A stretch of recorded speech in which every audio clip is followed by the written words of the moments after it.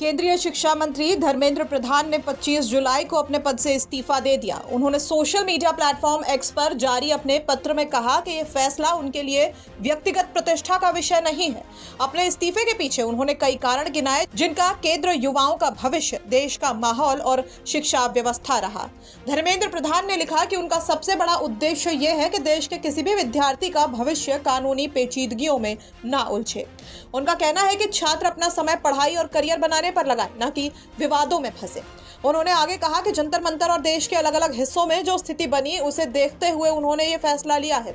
उनके मुताबिक पिछले 10 दिनों की घटनाओं ने उन्हें दुखी किया और इसी पर विचार करते हुए उन्होंने प्रधानमंत्री को अपना इस्तीफा भी भेजा।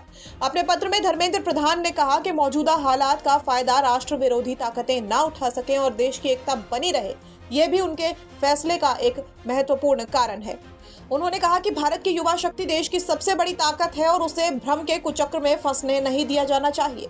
उन्होंने इसे अपना संकल्प बताया और कहा कि युवाओं की आकांक्षा का सम्मान उनके लिए हमेशा सर्वोच्च रहा है।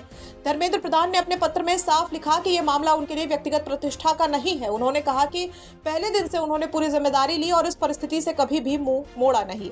उनका प्रयास रहा कि किसी भी मेधावी छात्र के साथ अन्याय न हो और परीक्षा माफिया की वजह से किसी का भी भविष्य प्रभावित न हो।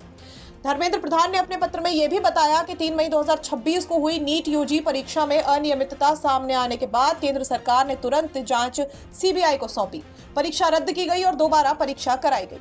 उन्होंने लिखा कि 20 लाख से ज्यादा छात्रों की परीक्षा सफलतापूर्वक कराने के लिए केंद्र सरकार, राज्य सरकारों, जिला प्रशासन, छात्रों और अभिभावकों ने मिलकर काम किया। उन्होंने ये भी कहा कि 16 जुलाई को घोषित परिणाम संतोषजनक रहे, लेकिन इस दौरान कुछ जिम्मेदार पद पर बैठे लोगों ने छात्रों को गुमराह करने की कोशिश की, जिससे उन्हें गहरा दुख हुआ। अपने पत्र के अंत में धर्मेंद्र प्रधान ने प्रधानमंत्री के प्रति आभार व्यक्त किया और कहा कि राष्ट्र सेवा उनके जीवन की सर्वोच्च प्राथमिकता रहेगी। चिट्ठी के आखिर में धर्मेंद्र प्रधान ने प्रधानमंत्री नरेंद्र मोदी के मार्गदर्शन, मंत्रिपरिषद के सहयोगियों, शिक्षा मंत्रालय के अधिकारियों और कर्मचारियों का आभार व्यक्त किया। उन्होंने कहा कि सार्वजनिक जीवन में आगे भी वह भारत माता, ओडिशा की जनता और देश के युवाओं की आकांक्षा को पूरा करने के लिए पूरी